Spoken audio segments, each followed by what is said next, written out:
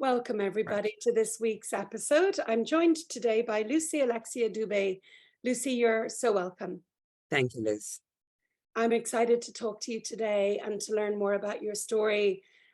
Just for listeners, I met Lucy, well, we met each other a couple of weeks ago at a Social Entrepreneurs Ireland get-together. And I was rushing home and you were running to the Dart and I said, "Oh, do you want to lift?" And we got chatting in the car and I told you a little bit about my work. And you told me just before you hopped out of the car to get the train, my husband died when I was really young. And I said, "Oh, Lucy, I wish I could learn more about your story. And maybe someday you'd be interested in speaking to me on the Shapes of Grief podcast." And that's how that started. That was maybe 6 or 8 weeks ago. Yeah, Here we are.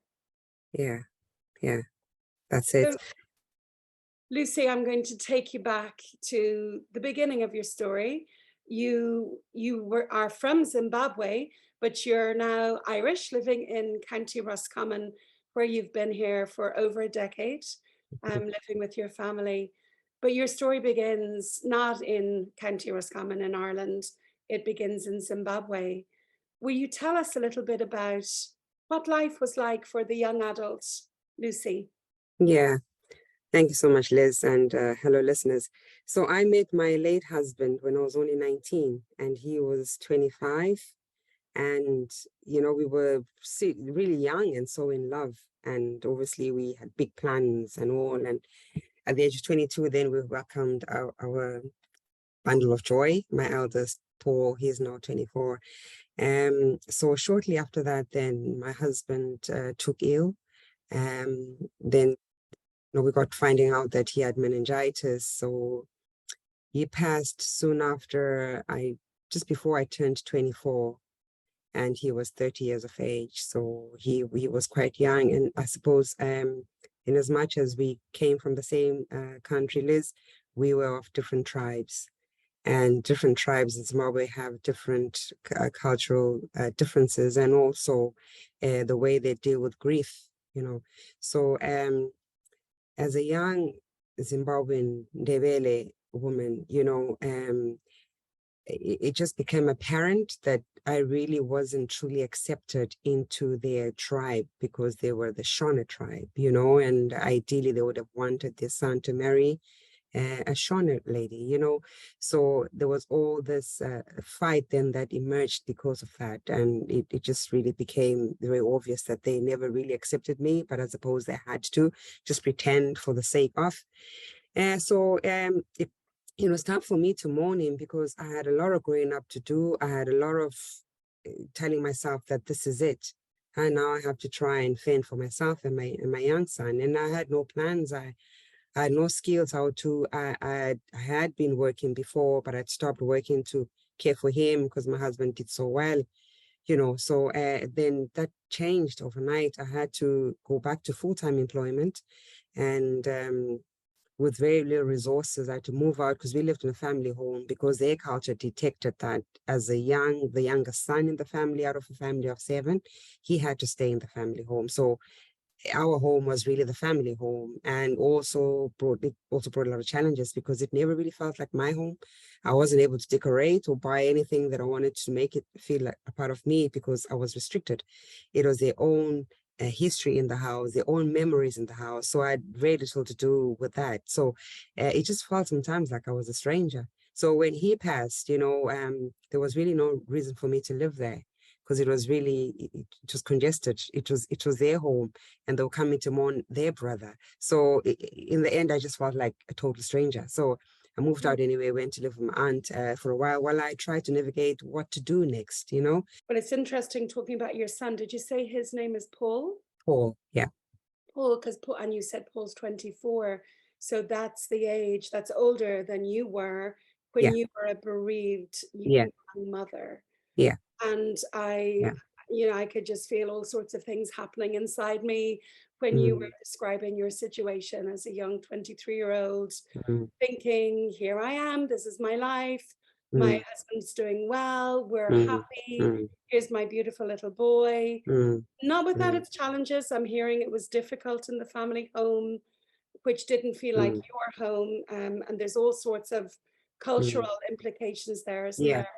But Yeah. what really struck me is the loneliness and lack of belonging you felt after he died. And I want to ask you, Lucy, if you're willing, you said in the two different tribes, there's different mourning practices. So what would have been usual for you? What would your mourning have looked like if you had been allowed? Hmm. And Hmm. what actually happened? Yeah. You know what, Liz, this year my late husband would have turned 50, right? And it's 22 years ago that this happened. But each time I talk about it, it just gets me very emotional because like we lived in this family home, right? And so when he took ill, he was actually in hospital for 3 months. And that meant that his parents moved back into the house. His sisters, he came from a family of 7. Okay, by that time, one of the brothers passed away, so there was a total of 5 siblings in the house, right? And his parents. So what used to happen was, I had to go back to work, right? So I would wake up in the morning and go to work, and then after work, then I'll go to hospital. That was just my routine. But then obviously they were home, for their brother. So they'll get up in the morning and first thing they'll do is go to hospital. Then after hospital, they'll come home. Then in the evening, we might meet there. Sometimes they'll get there, they'll be gone, or, and then after they've seen him, they're ready to go home. They always say to me, "Do you want to come with us?" But half the time when I get there, they're all over on the bed. So I have no space. I have to wait until, they've seen him, fed him. Sometimes you need a diet, bathe him. And then I won't really have much time to actually sit and talk with him. And then it's time to go. And sometimes I'll decline that. But then what happens then is I'll have to find my own transport, back home, because what his brother said to me is, there is no way that their parents would be made wait for their sister who would pick them up sometimes from work when my husband had a car, so I had to hand them over the car keys. So they took the car off me, so I had no transport. So So you would stay later, Lucy, I would just to stay have a later. little bit of private time with your Yeah, husband. yeah. And then find my way home, using public transport, which wasn't really reliable, especially nighttime, and the hospital was quite a distance away. But then when I got home, they expected me to still cook for them and, do all the household chores. And it was just an expectation. It was more like, okay, if you want to stay, that's grand, but, you still have your responsibilities. You are a daughter-in-law. You still have to cook for us. So I did all that. And so when I went to bed, I was really, really tired. And I still had my 2-year-old to spend time with in the morning. It was the same routine. So the thing that makes me very emotional, Liz, is the day that he passed. So that was our routine. So on Sunday, I went to church, right? But I went to church in the city center because it was more people my age that I could interact with. Although I did realize that even if they were my age, but none of them were in my situation. None of them were married. None of them were young parents. None of them were going through this. But anyway, I just felt it was good to see them, even if I didn't really talk to them at that level. But and then my in-laws went to the family in the community where they felt they belonged because they'd been there for so many years. And so our times to go to church was different. So on what Sunday morning looked to me was get up in the morning. I got ready to go to church. My service started at 11 o'clock, but they went early to hospital. So what the time they came back home, they were getting ready to go to the 12 o'clock service. So we didn't meet in the hospital in the mornings, right? So one morning then, I was really concerned because one of his brothers never really went to the hospital as much. But that particular morning, he was really up and ready and he wanted to go. And I thought, that's a bit strange because they usually went to hospital later, but the whole family was getting ready and they were going. And I didn't think anything of it. Then later on, because I was getting ready to go to my 11 o'clock mass, and I got a knock on the door. It was my neighbor. There was the uncle on our right-hand side as a neighbor, and the other neighbor on the left, who was an old lady, and they were hand in hand and coming in. And the old lady, of course, I knew she was old, but she wasn't able to stand that day. And I'm thinking, oh my God, is she okay? Maybe they're coming to ask for help. And the young girl said to me, "Why are you here?" And I said, "Why? Why shouldn't I be here? What's wrong? Is everything okay?" She says, but have you not heard Nick passed away this morning at 8 o'clock? Oh, And I said, what are you talking about? You know? So they'd actually got a call, right? And they got ready, the whole family got ready. They left me in the house and they made it to the hospital. And by the time they got the call, the doctor had said to my sister-in-law, we're putting him on oxygen. We don't think this is going to be good. Can you get the family over? You know, so they left me in the house. They didn't say anything to me. And of course, you know, when I heard that, I just broke down. I don't remember how I hit the floor. I really broke down. I didn't know what was happening, you know. So obviously everything started happening around me, people coming in, and I didn't understand how did that happen.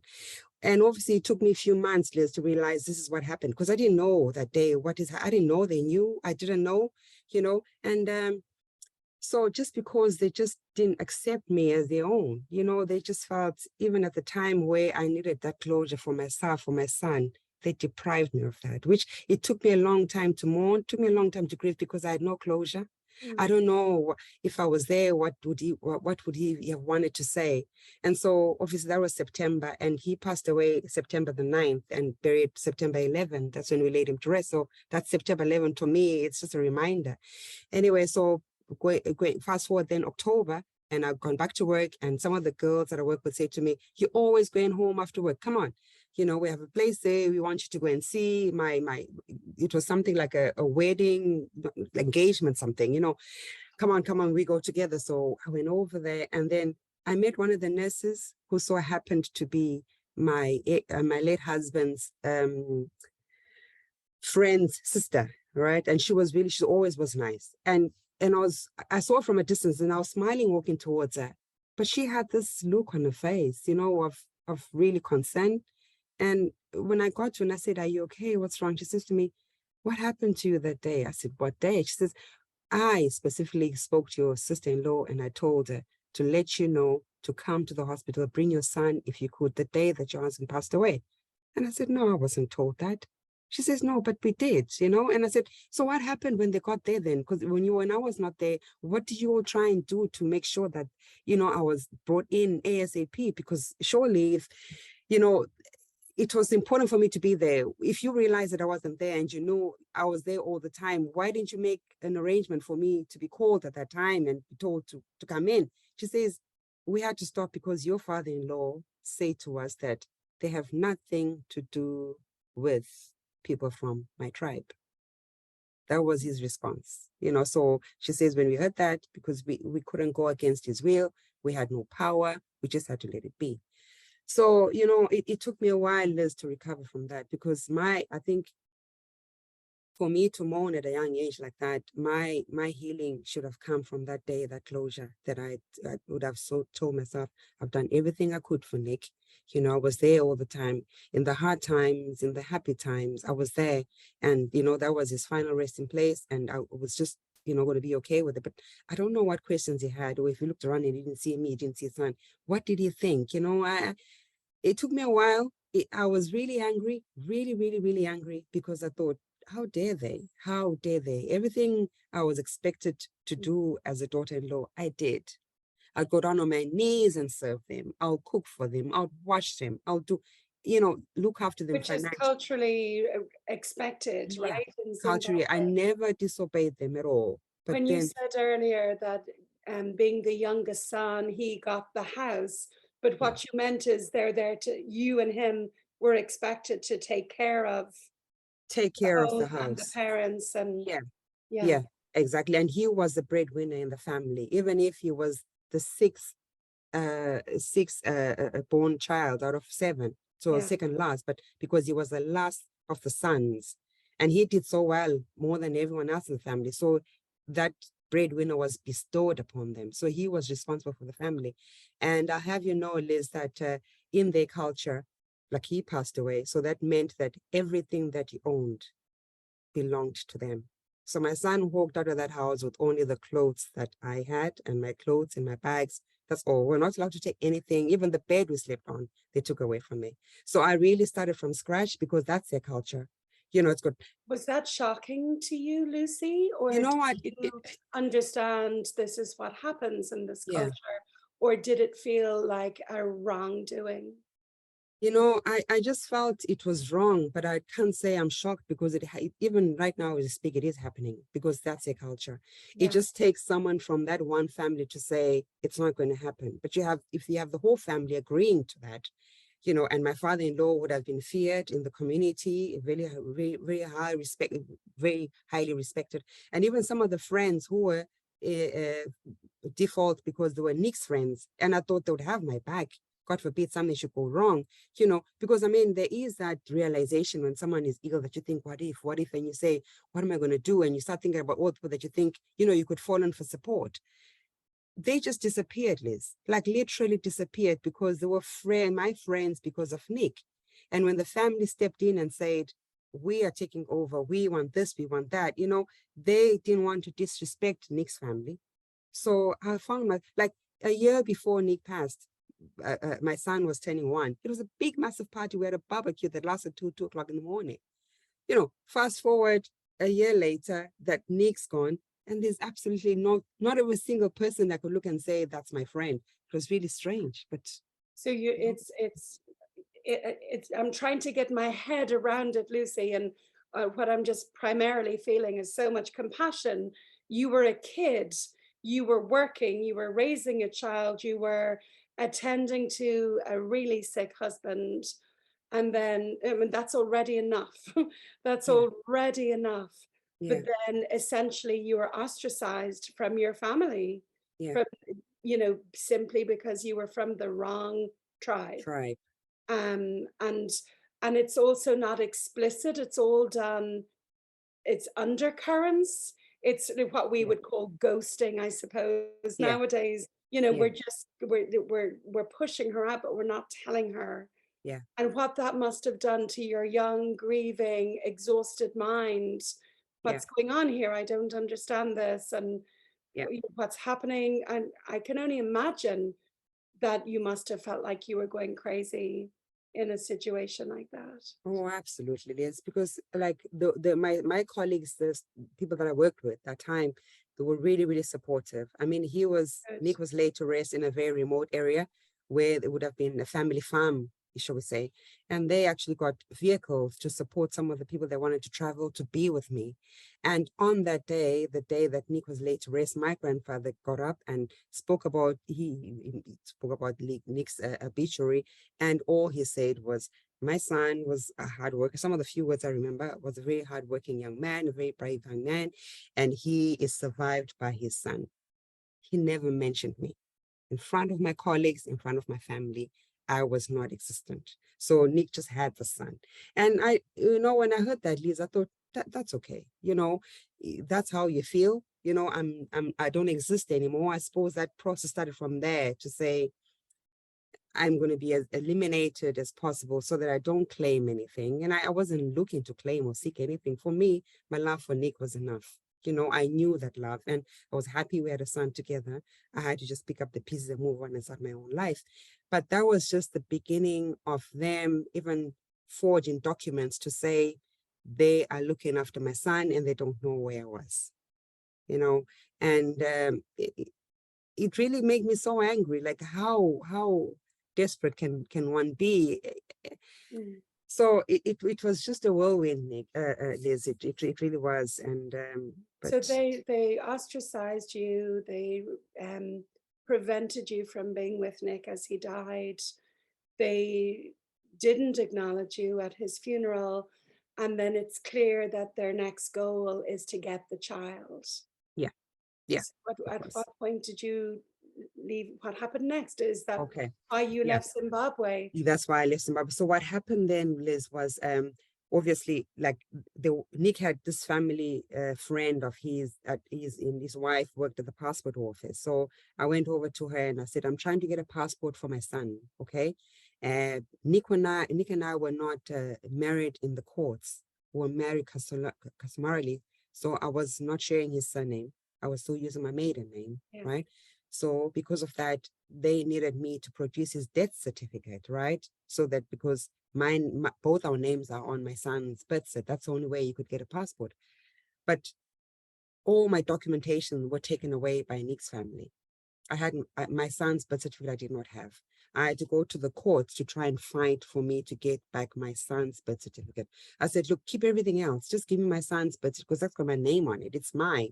So eventually, after weeks and weeks of fighting, going back and forth, I finally got that document. So I went over to the passport office and I saw this lady and I said, look, I've got this. Do you mind helping me? And she said to me, I can't. My husband decided we cannot help you because it will be against Nick's family. They don't want you to get, your son a passport because they want to do it themselves. So I couldn't get a passport for my son, and the time that like I said, my colleagues were very supportive. My supervisor was very supportive, Liz, but I couldn't be asking all the time to go and attend all these meetings and fight with this. I had to make a living for my son.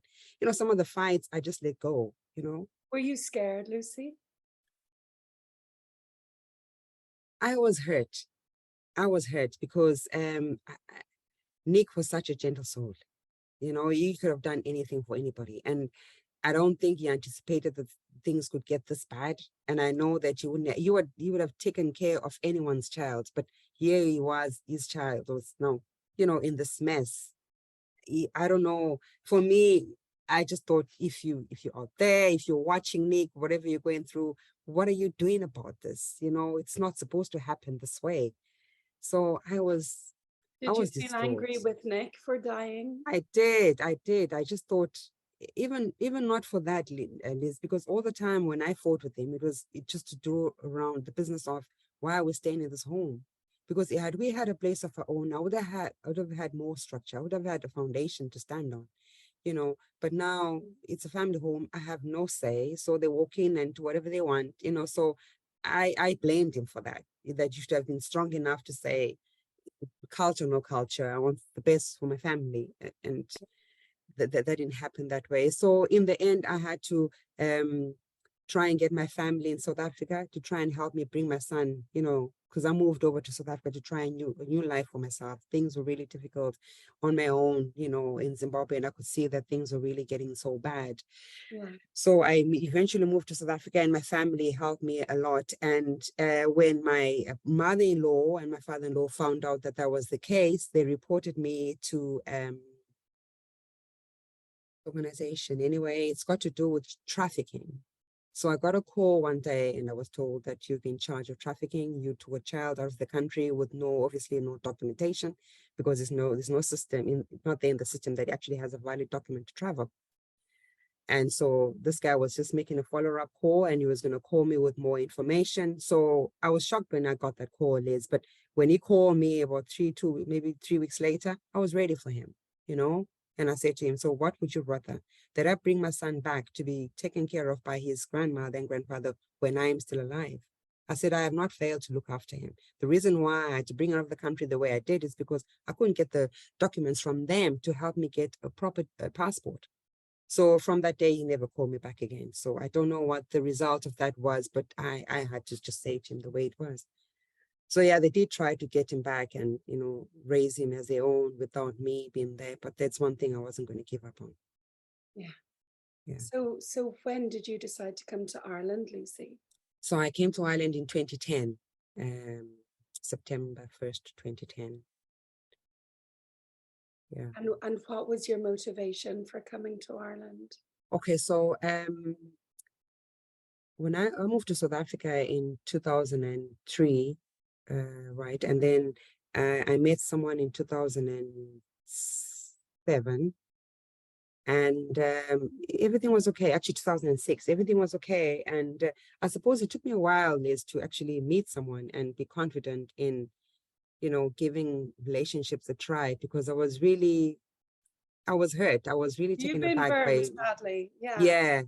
And my family always kept saying to me, you're too young, there's no way you'll live on your own. And I also just said to myself, I was the only child growing up, and it was very lonely. I didn't want Paul to be the only child as well, So I met this person and I thought, maybe we might be okay. So I met his family, he met my family, everything was okay. And I had 2 children by him. So 2007 and 2008, two boys. But no, it didn't turn out to be what I wanted, Liz. He unfortunately was abusive. So I knew that I wanted better for my kids and I wanted a new life and I wanted to start afresh. So I thought, I'll go somewhere else. I'll leave, Africa as a continent as a whole and start elsewhere. I couldn't go back to Zimbabwe because things were just the same. I had my in-laws and I just couldn't deal with that. So Yeah, I decided to come to Ireland. Yeah. And the best decision I've ever made for myself and my boys, really. amazing. Yeah. And like to me, what I'm hearing, Lucy, is survival. Just trying to survive, Yeah. just trying to get through, trying to Yeah. make sense of what's happening. I think if I were in your shoes, I would have been terrified of my child been taken from me, because this happens. Yeah. It happens throughout the world. It happens more in certain countries than Yeah. others as It well. does. It does. And I'm not going to pretend that I fully understand the African culture. Of course I don't, but I know it's quite common there, Yeah, it is. where, yeah. Yeah. At what point were you able to stop and pause and look back and process what you had been through and grieve the life you thought you were going to have that was literally pulled from under your feet? Mhm. Mm. I don't think I don't think I've ever stopped grieving, Nick, in all fairness. Because even now when I think about even that day that I had to be told by my neighbor that Nick is gone, it just felt I was so robbed, and it brings tears to my eyes. And I thought, what did I do to deserve that? Like all I needed was just closure.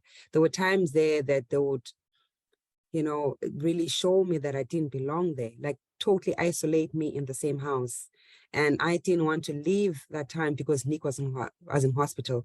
Because I thought if I had left, when Nick was in hospital, they would have said to him that she's walked out because you're ill, and I didn't want that. So I stood there I stayed there when things were really, really bad. And for me not to be afforded the closure, it just felt like all my sacrifices, all the hanging in there was really in vain. Mm. So I don't know how I can bring it back and be okay with that. I don't know. I don't know what it will take, and I went back home in 2021 because Nick's father passed away, but his mom was still alive and she wasn't doing so well. And I said to Paul, because I've always encouraged Paul to keep in touch with them. I've always said, look, that's your family regardless. And I suppose through the book, I've filtered a lot of issues that happened because it is for Paul, which is more about his dad, not more about what happened, although I did highlight that situations were a bit unsavory, although I didn't get into too much detail, so at least he has a rough idea of why we are where we are, So I went over and it was good to see her, and the sisters and the brothers and acting as if everything's okay. I suppose my redemption then was I was in a better space. I was doing fine. Paul's okay. My boys are great. My life is good here in Ireland. I've overcome what they thought I wasn't going to overcome, and it felt good to be that person, to go there and say, I'm here to show you Paul. He's now a grown man. He's done this, he's done that, he's achieved this and he's achieved that, despite, what you all put me through. So it was good to be at that space, but I would never, ever forget that day when I felt I should have been there. And when you're talking about closure, Lucy, and we know, like, in grief there isn't closure. It's something you carry, as you said. I'm still grieving Nick, and I still think of Nick. But what you mean by closure is that you were there throughout his illness, and you wanted to be there Yeah, to see him, to be with him as he died, as he yeah, left the world, yeah, and you yeah. didn't have that opportunity. I wasn't afforded. I was not worthy enough to have it. It's different when no one was there, but if someone was there and they decided you cannot be, you're not worthy. It's it's it's it's just not fair, I know, because people die all the time when we're not there. Yeah, It's this phenomenon, but exactly like you said, somebody consciously made a decision yeah, to yeah, exclude you yeah, from what should have been yeah, one of the most important moments of your yeah, life, yeah, and to have been able to say to Paul that he too was there, or yeah, um, yeah. Yeah, because it took me a while, you know, Mm. and even to say again to relationship, and I thought, I don't know how long you have in this life. I don't know how long I have in my life, but I don't want to invest so much. And then the next thing you go on and you pass away. I know it's crazy for me to say that, but I was so young, Liz, and I thought, it will help if God puts some expiry dates on on our foreheads, and we know how much someone has, and you know what to invest, because you don't want to be. Because Nick and I had so many plans, it was so unreal. We had so many plans together, you know, and that happened, and it's just it sets you back. You don't love the same way again, you know, because you really now understand when you say you're living on borrowed time. No, Yeah, it's funny yeah, what you say there about expiry dates, because so many of us behave as if we don't have an expiry date, and we do, and yeah, we just don't know what it is for many of yeah, us. yeah, But that yeah, changes. It's like, it's like what you're describing there is the loss of innocence, isn't it? yeah, We just absolutely, have these assumptions about our lives and assumptions about the future and how it's all going to pan out. yeah, And life throws us curveballs, and it certainly threw you a massive one. yeah, I'm yeah. amazed at your ability to forgive and go back to the You family. know, at least, yeah, it was years. I suppose I forgave because of my son, you know, because Paul is an incredible young man. And I also forgave because I think there's power in forgiving someone who doesn't ask for it. It gives me back my power, you know. Like when I went over there, and I say to them, Paul wants to come and see his grandmom. Like even before we moved, Liz, even before we moved from South Africa to here, school holidays out, despite the fact that I arranged for Paul to have different documents from what they stopped me from, having, I would always say, Paul is going to come and visit you, for a week or so on. And I kept that communication going, I suppose, because I wanted to be better than them. And I know I am, I wanted to do better because I know better is always good. So Mm. when we eventually were able to go back in 2021, which was 11 years after Paul and I had left, Ireland. And because, his grandma was always saying, I'm not feeling well and all. And Paul, I have is the only grandson. The rest are girls, and with them, with their culture, the grandsons are the ones that are supposed to take over when, so he was, they have a total of 12 grandchildren, and Paul is the only son, right? So anyway, we went over then, and I say to them, this is how I want it to be, it's going to be a day where family come together, we have lunch, I arrange for people to do the catering and the decorating and all. It was just going to be a day. And then after that, Paul decided he wanted to stay 2 or 3 days more, and I went to my own family. And it was a lovely event because 8 months after that, Paul's grand passed away, you know. Wow. And for me, it was important for Paul to actually go back as a young man compared to going when he was going back, maybe he was 7 or 8, going to see them. That even when I wrote this book, obviously some of the people I had forgotten, but when we went back and I said, this is the person I was talking about in the book, and this one is the one I was talking about in the book, and this is the place I was writing about, and all. So it made a lot of sense, And I say to Paul, um, your dad was known as someone who took care of everybody, every child, every person who had a problem, they always came to him, But Paul is more sensible like that. And I suppose, I don't know whether it's because he's grown up so much here, where everybody is responsible for their own, use your life first. And then if you have extra, you can.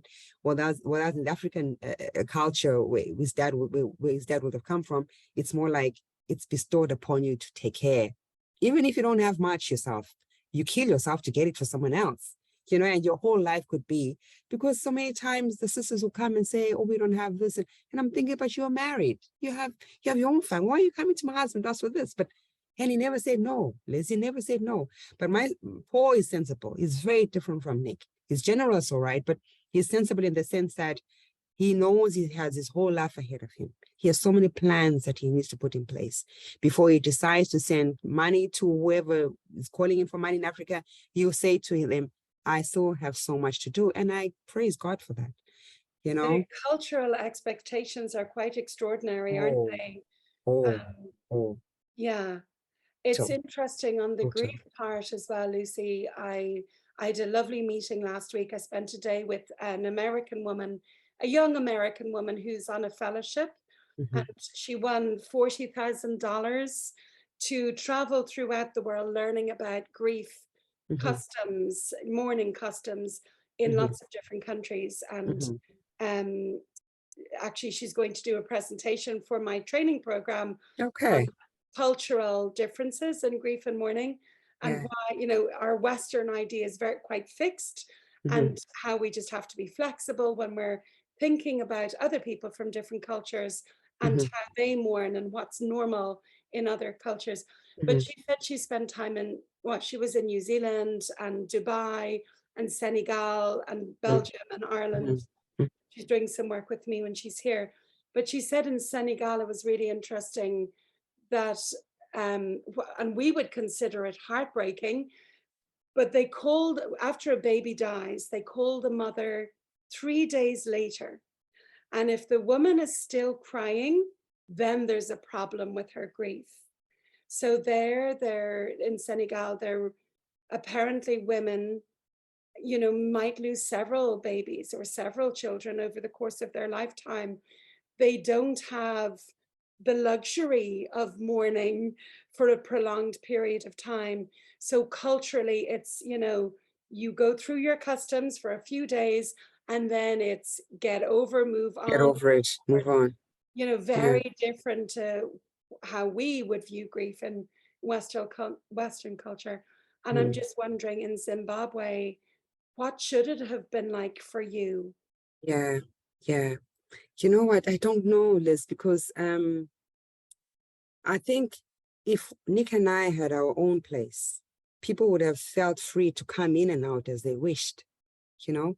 So, but that house was never our home. It was a house full of people. And when people came, they came to see them. They didn't come to see me. So I was just in the background, you know?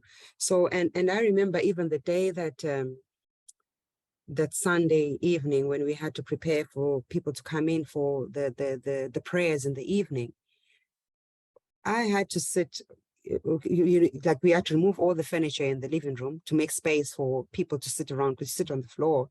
So there's just a mattress where I just sat there, and then my aunt sat on my right side and my stepmom sat on the left, and then Nick's mother as well. So everybody would come in and just greet us and just go on. And I would hear some of my colleagues in the kitchen talking, and I wished I was able to go and sit with them, but I wasn't allowed to. You have to just sit on this mattress because you have to be there when people are coming to pass the condolences.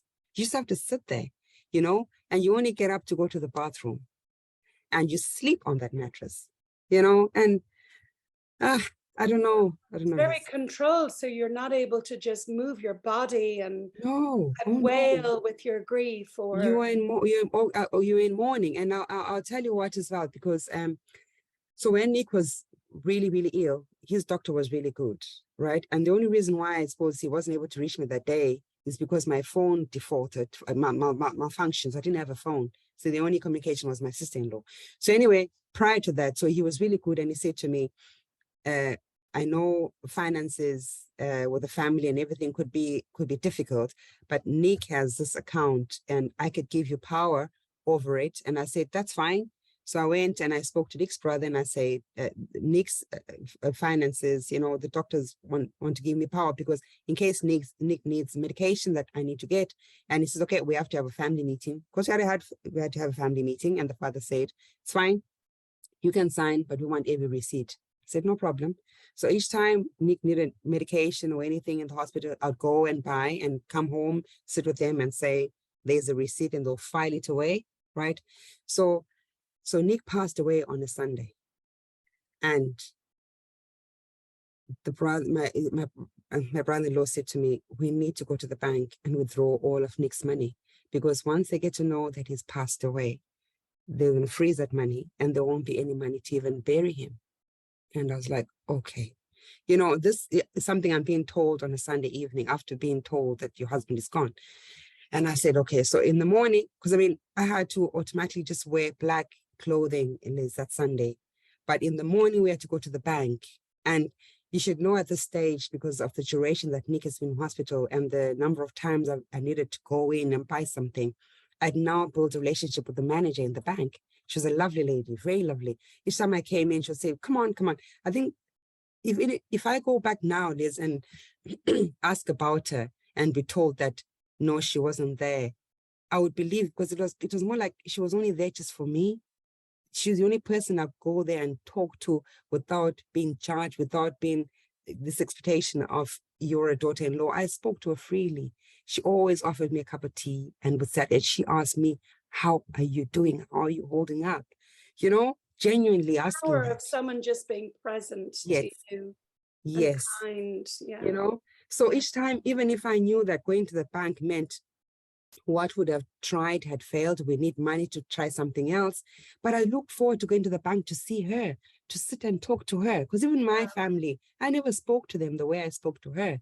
You know, there was no history behind that. It was just simple, here now, how are you? You know, so anyway, so that Monday, I knew I had to go to the bank and lie to her. You know, I couldn't tell her that Nick's gone because her job was to protect the rules and regulations that determine the banking system, you know, and I don't want to put in that situation. So of course I had to get up in the morning, and after crying the whole night, just my face puffed up and everything, and change from my black clothing and put on something more colorful and go into the bank and say, I'm sorry, I don't feel like tea today, but you know, we are actually planning on taking Nick somewhere else and we just need to withdraw all the money.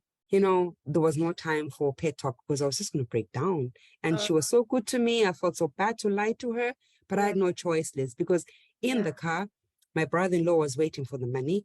His other family members were also waiting for the money. So I was sitting. So when they parked they parked outside the bank, and there were 3 people at the back and the driver, and I was sitting in this passenger seat. They're all waiting for me to just hand the money over. And then they drove me back to the house, back to my black clothing and back on my mattress. And that's the last time I saw that money. Oh. And So, that was, yeah. Oh my God. yeah. So So they chose the coffin, they planned everything, and yeah, that was it. it's extraordinary, Lucy. You know, so many things happen when someone dies. Yeah. The amount of families that break up or there's a rift and Yeah. everybody, you know, Yeah. is hyper vigilant and stressed and feels threatened by each other. It's really common. Yeah. What you're describing is a whole other level of greed and entitlement and Yeah. betrayal. Betrayal. But you're a bigger human than I am. You know, the way you describe going back and forgiving and letting your son be part of their family, it's really humbling to listen to you, actually. Thank you, I Liz. don't think I could do that. I know. I suppose I, I just couldn't stay. I know I was angry with them. I know, but I just think that for my own sanity, I just forgave because of me. I forgave because of me, because I knew what Nick had. Like I knew what we had. I know the life we had. But sometimes even when I moved to Ireland, where I had to rely on Sir Vincent's de Paul to get by, you know, and I thought, Will you tell me about that, Lucy? What was it like when you came here? yeah, okay, so I lived in direct provision for 3 years and 8 months, Liz, you know, and I suppose coming from the life I was coming from in South Africa, you know, where I had, for me to survive, because I still had that in the back of my mind that I'm a strong person. Everybody said, oh, geez, you're so strong. Your husband died when you're so young and you picked yourself up and you moved to South Africa and you started a new life. You're so strong, you're so strong. And eventually I allowed that to be my truth, that I'm strong. But how strong am I? Am I allowed to be vulnerable because I'm strong? You know, for so many years, and I stayed with this man, Liz, when things were so bad. And because I said I'm strong and I can't go back to my family and say this is what's happening because my family knows me as strong. So therefore I bottled everything up and I kept it inside me. And then one day I said to myself, how long am I going to be able to hold it inside me before something happens where you know, I end up breaking down and losing my kids or just losing my life. How long am I, you know, going to keep at this? And So then this is a myth, Lucy, like when people say you're so strong, maybe it's true, maybe I am really resilient, maybe I am able to get back up, but it mm, doesn't mean that it's not difficult, and yeah, it doesn't mean that we don't need support, and it yeah, doesn't mean that we don't need help. yeah, And I know, like, yeah, you know, I'd be similar, I'd be seen as a strong person and able to mm, do lots of things, and that's all yeah, true. And it doesn't mean yeah, that I don't need someone in the bank to make me a cup of tea yeah, when I'm having a bad day, yeah, I or know. just or someone's kindness, you Yeah, know. People yeah, forget this. We people forget that. all, no matter how freaking strong we are, Yeah, we yeah, all need a gentle yeah, hand on our arm every now yeah, and again, yeah, you yeah, know. And absolutely. and it's like that little meme that goes around, just because you're Mm, strong or just because they're strong, it doesn't mhm. mean it's easy to carry. Yeah, You know, so you yeah, went through this yeah, awful experience, yeah, yeah, bereavement, and then you moved to South Africa, you started again, you trusted again, yeah, and a yeah, man abused you. mhm, You know, you did mhm. nothing wrong, Yeah, but yeah, yet sometimes women, you know, when marriages don't work out, we're told we've a failed marriage, as mhm. opposed to a man didn't show up or a Yeah, man abused us. yeah, You know, yeah, prisons are exactly. back, you know. So you Yeah, got yourself out of yeah. there, I and got myself out of you there. got So yourself when to Ireland, and then you're yeah, in this direct awful provision. system. Yeah, yeah. You know what, Liz? Direct provision obviously is not meant for a long period of time. It's okay when it works for a short period of time, like 3 months, you know. Yeah, Uh, so, but remember that this was the only place where I was able to grow where I was planted because I was making decisions for myself, right? And I was looking at my boys and I'm thinking, I want so much for them to have as much as they can have. I have to go out there and get it myself. I have to better myself so they can see that, you know, I'm able to stand up and do something and they will learn from that, right? yeah, So I got involved in the residence committee in the center where I was living. So we were active because we would speak to communities, would speak to organizations willing to help us, and we brought services in for other people. So I was active throughout, you yeah. know, and I felt, Liz, that I could get up even in the middle of the night and go and make myself a cup of coffee without having to explain to anybody, because that's what my life in South Africa The was. direct Why are you doing provision that? was almost better than the abusive relationship in South Oh, Africa. absolutely. I was safe. I Yeah, was safe. Every yeah, single day, I decided when to sleep, when to wake up, or else the other, you know, South Africa, I would think, oh my God, he's coming in. What did I do today? What did I do anything wrong? Do I need to fix this? Do I need to fix that? There was nothing like that, you know, when I, you know, came to Ireland. So eventually we got our residency and we moved to, I was able to look for a house in the community. And of course, when you start, because there's no support to transition from direct provision to a rented accommodation, you know, you're told if you make a fire, the back boiler is going to heat up everything. What is a back boiler? Okay, how does that work? No one tells you that. It's like, here's the keys, good luck to you. You know, so there's a lot of learning in that. And and of course, because you're on rent allowance and there were so many forms I had to fill in and I didn't fill in one form and I filled in the wrong form. So I wasn't paid all the money. And then you find yourself with only 20 euros left between one week to the other, and you still have to buy the coal for the fire, you still have to pay for school transport. And I thought, oh Lord. 20 So quid and 3 children. yeah, yeah. So I relied so much on St. Vincent's de Paul. My God bless them, you know, because there were days there they'd knock on my door, or bring a bag of turf, or even bring a voucher from Aldi. And it would be a day where I'm thinking, I don't know what's going to happen tomorrow. Because you already had bread for 2 days. I don't know what's going to happen tomorrow, you know, because I already had 2 tins left in the press. I don't know what's going to happen tomorrow, you know, and each time they showed up. Each time they showed up, Liz. And, you know, even when I was able to go back to, like when I moved out and I said, I want to retrain. I want to get myself working. I don't want to stay at home because I need something to build my self-esteem, myself as you know, my self-worth as well.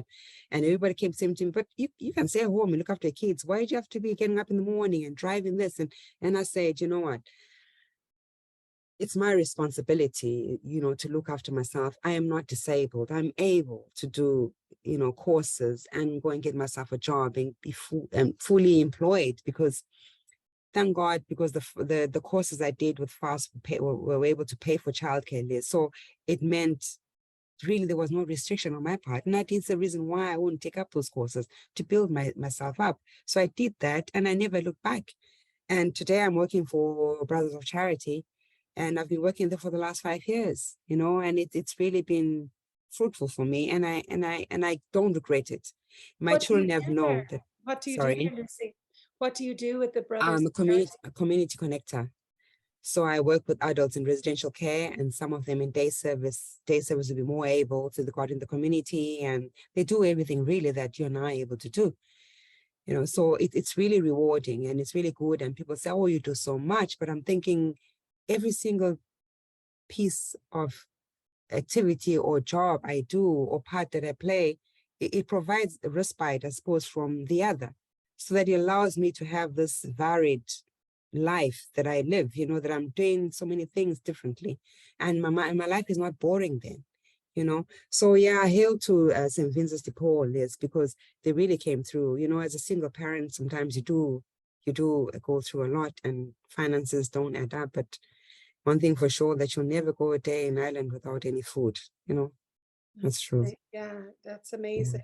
And yeah, it's lovely to hear directly from you how it impacted you in such an important way, and how it made a difference to your day-to-day life. yeah, Um, yeah, yeah. yeah, and Lucy, like, you're just so incredible, really, Thank you, Liz. and I think of some of the problems, in inverted commas, that I have, and how, I let myself to sit down and stew over them and mope in them. And, um, Mm, listening to you was like a kick in the ass of, get on out there. And it's perspective take a little bit. But Lucy, you also have a social enterprise in the yes, midst of all of this. It's like you just never gave up, and you can still see the goodness in people, and you kept moving forward. And this amazing, like, I just have such admiration for African mothers. thank you. The few Thank that you. I know, and the stories they tell, and how they live their lives for their children is, it's beautiful. It's such an embodiment of love. My brother-in-law is from Nigeria, and Okay. he talks about his mother as well, and the 2 or 3 jobs that she worked to get him Mhm. to med school. And it's moving, and I wish it didn't have to be like that. I wish women didn't have to Yeah, crush themselves yeah, working yeah, so hard. But yeah, but yeah. to overcome a lot of the obstacles you faced, there's no choice sometimes. I know. It's But true. yeah, tell me about Alexia Press Hub. So you won an award, the same as I did, with Social Entrepreneurs Ireland. Yes, What is yes. Alexia Press Hub? Yeah. Okay. So I know, Liz, that cultural differences exist when it comes to parenting from my own experiences, because when I grew up, um, a spank here and there was allowed, in my culture, as long as it was done to correct or maybe reduce the behavior, but I know that in Ireland now, as we speak, it's not allowed. And, I know some parents don't have that awareness, and I know that when they arrive, say immigrants coming into the center, we've seen a huge influx the last few years. When they come in, I know they have documentation, and they also have information booklets regarding how to parent here in Ireland, but it's a 1 or 2 liner. And I just think that for a behavior that's engraved in oneself, a 2 liner just doesn't fix it. Doesn't fix it. It doesn't give support. And so I just believe that because the consequences of not obliging to what it is to parent rightfully in Ireland are dire, in the sense that, we've had families where they've been questioned and children may be removed from the home. So with the consequence that much, I think a 2 liner to say we are not allowed to do this, you're not allowed to do that, is not sufficient. That's where Alexia Hub comes in and provides this replacement training skill for replacing what parents would have known from their countries with something else that actually can work. So because I did a psychology diploma with a college here in Athlone, TUS, and I did child development as well. I just learned that behaviors that you're trying to lessen or eliminate come with the process that you need to follow. You know, you need to have a plan on how to eradicate this behavior, and also how to, I suppose, maybe help someone actually go through that channel, as opposed to saying you're going to stop now. It just doesn't stop. It's a working progress. So the training, I suppose, involves people really talking about their own experiences and what they view the differences as. What does it mean for them to say you have to parent differently now, so that they understand how they need to change and how do they need to support their children in this. And it's such a difficult task, because it's not just cultural differences. You know, you're saying that in certain parts of Africa, it's normal and accepted and just part of culture that children get a smack or a beating. And that is acceptable in that society, and you come here and it's not acceptable. And that you can't just tell someone, you know, here it is. They have to learn that over a period of time and understand why and understand the consequences. But also you're putting them in a situation like direct provision, where you might have, you know, a mother and 3 children in one room on top of each other, short of money, in impossible situations, you know, where your prefrontal cortex shuts down half the time, and you're in survival mode.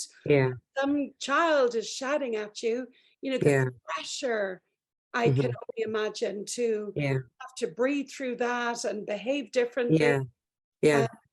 We're asking the impossible sometimes. We are asking the impossible. You know, so what you're doing is a compassionate, you know, educational program, where you're not only saying this isn't okay here, you're implementing an educational program that over time people can learn just different ways of being that will ensure their children aren't taken from them. Exactly.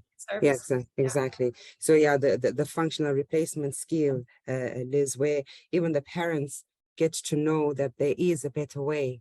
You know, like if they know, I learned about the ABC, where you have your antecedent before behavior, you have the behavior and you have the consequence. So if you want to stop the behavior, it's how you deal with the consequence, whether you reward the consequence, you know, for it to go on, or you know, so even parents just know that simple, you know, trick. I call it a trick because I think it works, because once you understand why your child is acting the way they act, you can come to an agreement to say, maybe I might try and stop it before it even happens, because you're already planning how to do it. Because in the absence of that, then you have nothing, you know. And I know some kids, when they hear that, oh, your mom's not supposed to do this to you anymore, to them it's like, oh wow, really? You know, and then they have this upper power, the upper hand, and then it just causes a lot of family misunderstandings. And then especially with families where parents are non-English speaking and the children become more, you know,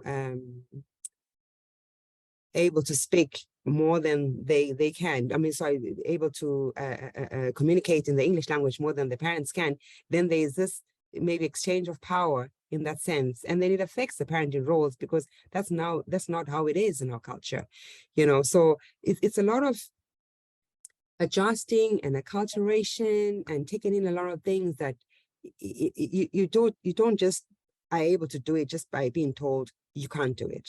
You know, you have to be told or shown how to learn, be supported by someone who's maybe been through, like myself, has lived experience, and I say, this is what works for me and this is what didn't work for me, so maybe let's try this. And also just to create a platform where parents can come in and just have a chat, because after the time people don't talk about parenting problems or parenting challenges that they encounter, because we don't want to be labeled as someone who's failing. But the person who's not failing, I think, is the person who's not talking about it. Because I remember going back in 2021, Liz, and I was saying, oh, I can't wait to go home and visit my family. And, in my mind, I thought we're going to have the same conversations at par as the ones I had before I even left. But when I got there, I realized that my colleagues, who are mostly Irish people, I have so much in common with them when it comes to parenting than I would have with my own people, because we have the same problem in terms of getting the kids up ready in the morning or telling them it's bedtime, homework, losing ties, losing socks, losing jumpers. They relate to that. My colleagues would. People back home wouldn't be able to. Like, why would you say your child doesn't want to go to bed? Sure, can you not just spank them to go to bed? Like, it's it's very different. And I'm thinking, no, but we have to learn to communicate with them and make them understand why it's important for them to go to bed in time. And, so that, and my family thinking, geez, that takes a long time, doesn't it? I mean, it's how do you, so do you understand that? You've done a massive adjustments yourself, yeah. Lucy. And yeah, I am awestruck by you. And I also know that it can be quite minimizing to say, oh, you're amazing and what you've been through, because it's bloody hard, it's yeah. Years of hardship and overcoming and learning and adjusting, and your commitment to yourself actually and to your boys is what really warms my heart. You just kept showing up to yourself. Yes. Again and again and again. Myself, yes, that's it. Yeah, and I think, this is such an important conversation on so many levels, particularly for what's happening in Ireland at the moment, and the political situation, and how people arriving in the country now are being treated. Mm-hmm. Do you want to say a word about how that impacts you, Lucy, to see that on social media? Yeah. With a lot of, just for people outside of Ireland, there's been so many protests is the word. So many protests, yeah. Coming in, seeking asylum, and refugees coming to Ireland. Yeah, that's true. So I would say, Liz, that I think because of the numbers, we tend to forget that behind those numbers are individuals, people who are different and people who have different needs. And if you have seen one immigrant, you've only seen just one immigrant. One does not reflect everyone else and everyone's needs, So it's important for us to realize that. And also, I suppose what strikes me the most when I see these protests is the amount of children that are brought to these protests. That I'm thinking, if the parents have their beliefs in what Ireland should be for them, they are transferring that to the children. So we're going to see that, a repeat of that in 20 years to come, because those children are learning from that. And it's making it very difficult for the same children, and so for children maybe of their age, coming from Ukraine or coming from any other African country, and sharing classrooms with the same children who attend protests with the parents. And I just get worried about the conversations that take place between that. And then also say maybe a child from South Africa just come maybe with a family of 4 or whatever it may be, and like that, sharing a confined space with the parents. And, in my culture, it's very difficult for children to communicate freely, like how they're taught here. We are told the child has to be seen and not heard, so how do they go home and say, this is what they feel? This is what, when the parents tell them, this is a better country, we came here for you, we want you to get the best, and they feel they have this ownership to take control of their own life and make sure that they go and get the good grades in the classroom, because some kids in Africa can't go to school, they don't have uniforms, but they have all this, so therefore put that underneath or erase all that you're feeling and put your best hat and say, I'm going to go and learn. And then you're in the classroom, conversations taking place about how you don't belong there, you should go back home. Where do you take that to? How do you communicate to your parents and say, Mom, actually, this is what's happening in school? Because I know I used to do that with Paul. Paul, go to class, just learn, because the teacher's going to say the same thing to everybody else. Absorb the information, come home and do a research. Whether the teacher praised Paul for his hard work, for me, I was saying, I'm not listening to that, Paul. You were there in the class, just learn, do the best you can. And for so many years, I thought, stay under the radar, stay under the radar. But for how long are you going to stay under the radar? You know, because you are an individual and you have so much to give, and learning as well is two-way. You got to get feedback. If you're a learner and your teacher's saying to you, very, very well done, or praising you, you learn better. But if that's not happening, it's difficult. And if you have a circle of friends where you feel very excluded, learning can be difficult too. So we need connection, we need belonging, yeah, we need safety. These are really basic human needs. Like, we can't just come and go, I have a roof over my head, there's beans in a tin, and I'm getting education. It's not enough. It's not enough. You know, we need to feel that we're safe, that we belong, that people are willing to connect with us. And we deserve that. That's a human right. You know, and I'm so glad that you switched that with Paul, you know. Stay under the radar, get out here and shine, you know. I know, exactly. You know, so I do get concerned when I see the protests and I see these children, because we're really going backwards, you know, as opposed to moving forward. We should be teaching our children better, you know, because that's the next generation.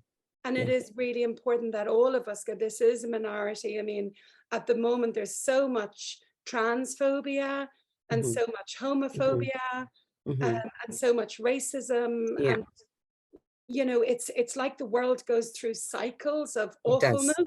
But we only see that. And I believe humanity is much bigger than that. And absolutely. The majority voices, absolutely, you know, are human, are kind, are accepting. Absolutely. We just need to keep on amplifying those voices. Exactly. And that's why I never stop, Liz. You know,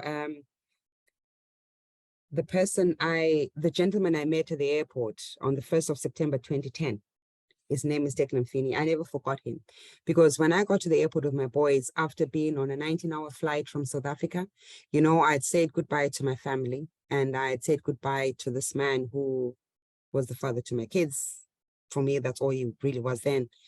And of course, I didn't know where I was going to sleep that night, Liz. I didn't know what Ireland was going to be like for me. I just took a leap of faith and I said, I'm getting out. Either way, I need to sleep easy.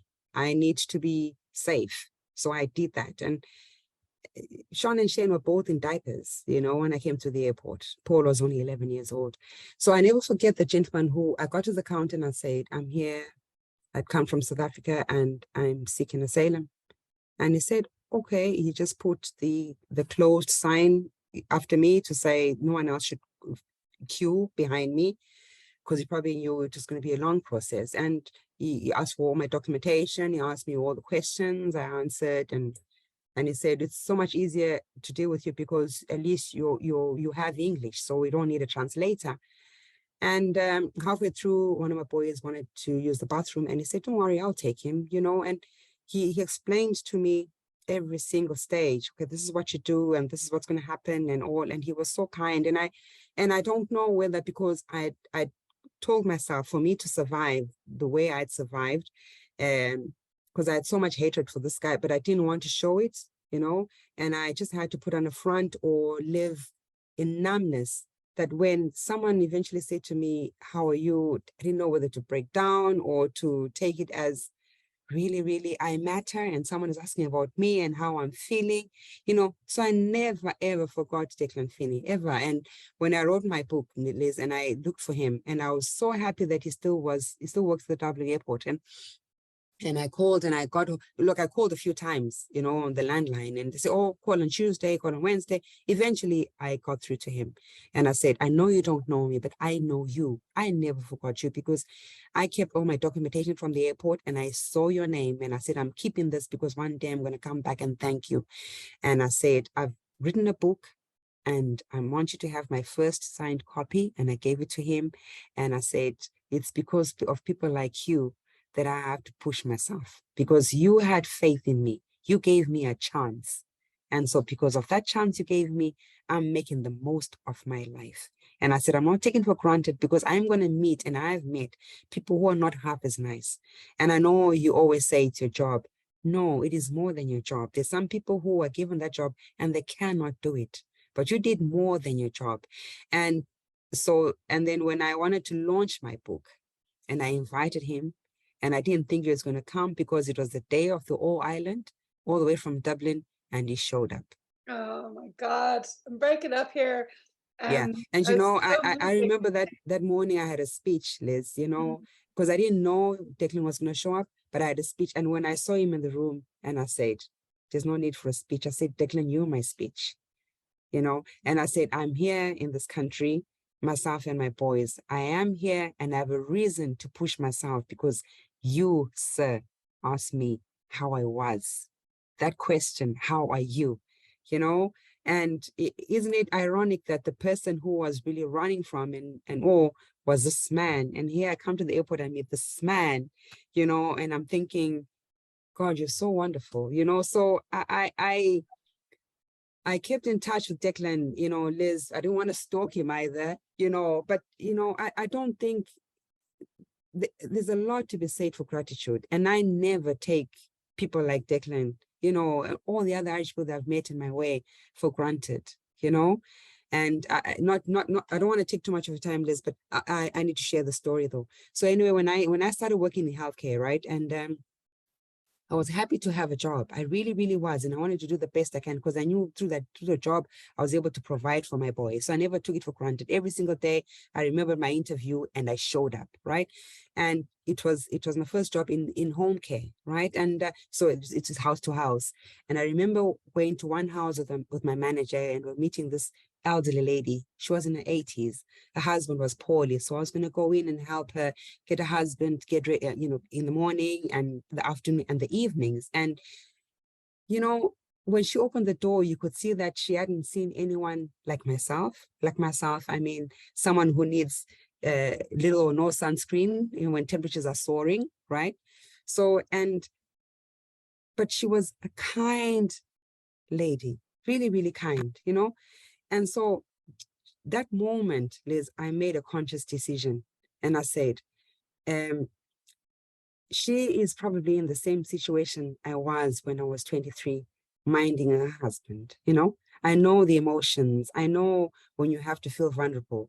And I said, but what way is it now for her to have to allow a stranger to come in her life in a time where she's so vulnerable, you know?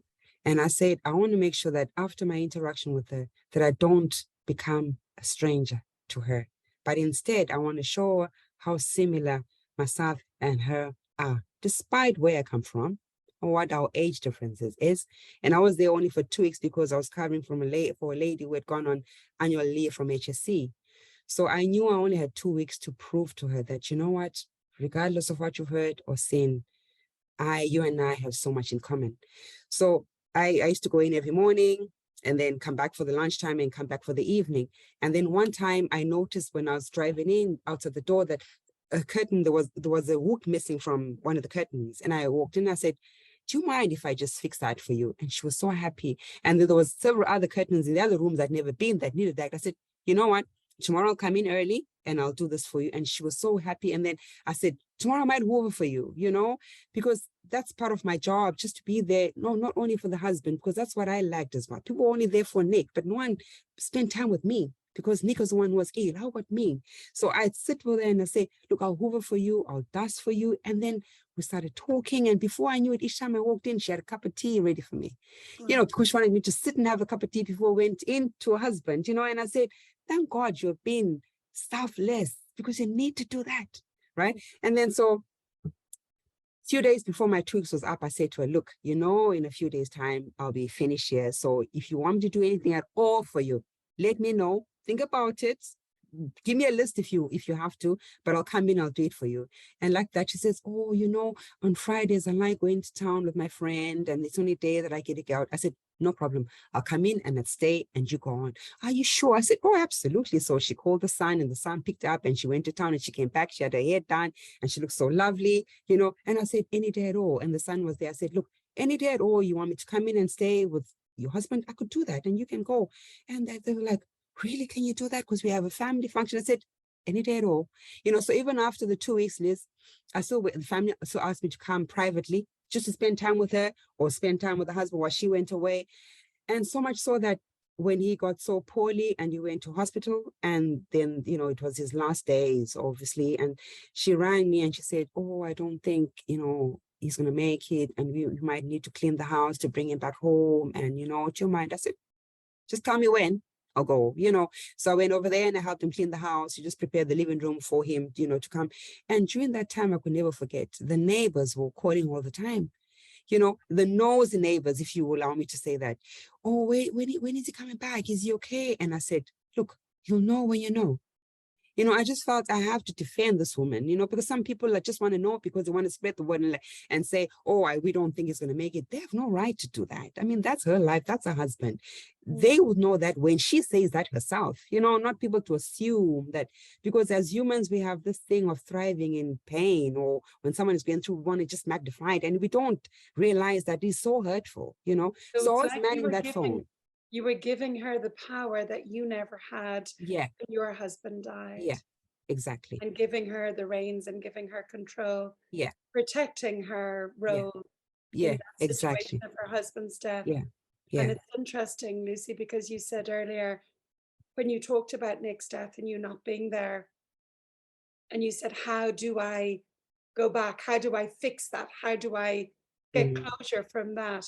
yeah, It really sounds like you really did it with this woman, yeah, enabled it yeah, for somebody else. yeah, yeah, yeah, yeah, that's true. And you know, she used to call me. There was an article when I presented my book to Michael D. I was invited to the garden party, and she saw me in the paper, and she rang me.